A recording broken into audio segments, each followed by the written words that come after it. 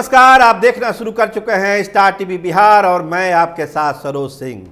बिहार में चुनाव की आहट साफ साफ दिख रही है। चुनाव आयोग की टीम पटना में है, घूम रही है, समीक्षा कर रही है, मतदाता सूची की गहन जांच हो रही है और तमाम पॉलिटिकल पार्टियां अपनी अपनी रणनीति बनाने में लगी हुई है। लेकिन इस बीच आरएसएस महासचिव दत्तात्रेय होसवाले का एक बयान बिहार के सियासत में भूचाल मचा कर रख दिया हुआ है। संविधान से छेड़छाड़ की बात विपक्ष कह रहा है कि आखिर आरएसएस महासचिव ऐसी बात कैसे कर सकते हैं, ये तो संविधान के साथ छेड़छाड़ है, बाबा साहेब अंबेडकर के संविधान के साथ छेड़खानी है। तो आखिर जो बात कही दत्तात्रेय होसवाले ने वो बात है क्या? देखिए, आपको याद होगा 2020 का चुनाव, आरएसएस प्रमुख मोहन भागवत के एक बयान ने जो आरक्षण को लेकर था पूरे बिहार के सियासत को बदल दिया और चुनाव नतीजे प्रभावित हो गए। तो इस बार क्या हो रहा है? जो होसवाले साहब का बयान है कि समाजवाद और धर्मनिरपेक्षता शब्द को संविधान की प्रस्तावना से हटा देना चाहिए।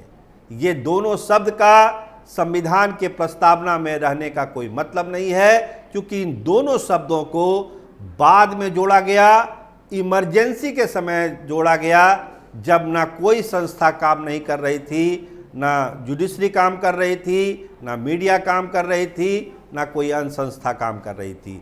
तो उस नाजुक मोड़ पर, उस दुर्भाग्यपूर्ण क्षण में इन दोनों शब्दों को प्रस्तावना में जोड़ा गया, धर्मनिरपेक्षता को और समाजवाद को। तो इस दोनों का उस प्रस्तावना में रहने का कोई मतलब नहीं है। इसको प्रस्तावना से हटाने का वक्त आ गया, इस पर चर्चा होनी चाहिए और इसको हटाना चाहिए। तो ये बवाल और ये शब्द समझ जाइए कि बिहार के सियासत को कैसे प्रभावित करने वाला है। पहले उनके ही शब्दों में सुनिए कि क्या बोल रहे हैं दत्तात्रेय होसवाले। और एक बात, इस आपातकाल के दौरान भारत के संविधान के प्रस्तावना में, प्रियम्बल में 2 शब्द जोड़े गए हैं। राय साहब, आप इस विषय के बारे में कभी बोलेंगे या लिखे तो मुझे मालूम नहीं है, देखता हूं। 2 शब्द जोड़े हैं। हम सब लोगों को मालूम है सेक्युलरिज्म और सोशलिज्म के, वो प्रस्तावना में नहीं थे, पहले प्रियम्बल में नहीं थे। उन 2 शब्दों को जोड़ा है। प्रियम्बल शाश्वत रूप से है। क्या सोशलिज्म के विचार आइडियोलॉजी के नाते क्या शाश्वत है भारत के लिए? सेक्युलरिज्म का शब्द भारत संविधान में नहीं था, प्रस्तावना में जोड़ा है। विचार में होंगे सेक्युलरिज्म के, बाकी गवर्नमेंट पॉलिसीज में है, स्टेट पॉलिसी में है, वो अलग बात है। तो इन 2 शब्दों को प्रस्तावना में जोड़ा। बाद में इसको निकालने के प्रयत्न हुआ नहीं है। चर्चा हुई, दोनों प्रकार के आर्गुमेंट्स हुए। तो क्या वो रहनी चाहिए प्रस्तावना में? ये विचार होना चाहिए, क्योंकि मैं जानता हूं संविधान के निर्माता डॉक्टर बाबा साहेब अंबेडकर जी के नाम जिस भवन पर है, उसमें मैं खड़े होकर बता रहा हूं, ये बाबा साहेब अंबेडकर ने जो संविधान बनाया था उस के प्रस्तावना में ये 2 शब्द नहीं थे। तो इसके उद्देश्य क्या है, विचार किया जाए। इसलिए आप संविधान के बारे में चर्चा कहते ही बाबा साहेब अंबेडकर जी के बारे में नहीं है, ऐसे विषय भी है ना। वो बाबा साहेब अंबेडकर ने नहीं बनाया। इमरजेंसी में जब देश के मौलिक अधिकार नहीं थे, देश के संसद नहीं था, न्यायांग पंगु बन गया था, उस समय आपने इसको जोड़ दिया। तो इसलिए ऐसे कई बातें आज भी समीक्षा करने के लिए हैं। देखिए, राहुल गांधी बार बार कहते हैं कि भाजपा और आरएसएस भारत के संविधान को बदलना चाहती है, छेड़छाड़ करना चाहती है। लोकसभा चुनाव के समय ये मामला काफ़ी पीक पर था।